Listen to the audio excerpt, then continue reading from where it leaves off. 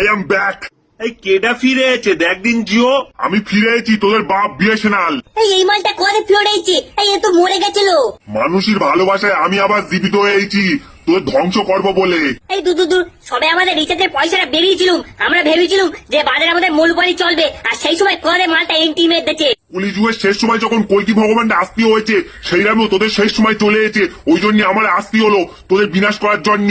এই ছাড়ো দিনই, কত মাল এলো গেল, আমাদের ভয়তে ভোড়াপোনা আইডিয়া এক হয়ে গেল, তাও আমাদের বিনাশ করতে পারলো না, আর তুমি ওদের বিনাশ করতে এসছো।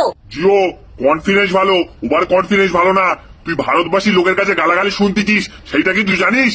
এই তুমি চুপ করো দিন, গরিবের মাসে এক কোথাকার। আরে আমার জানার দরকার নেই, আমার কাছে 5G নেটওয়ার্ক রয়েছে, এইটা আমি জানি। ভারতবর্ষের লোক একদিন না খেয়ে থাকতে পারবে, কিন্তু একদিন নেট না চালিয়ে থাকতে পারবে না। তা যা বলো তো জিও ভাই, কিন্তু একখান কথা কি জানো? আরে ও তো 4G নেটটাই ভালো করে ধরে না এদিক ওদিকে, ও আর 5G সম্বন্ধে কি বুঝবে?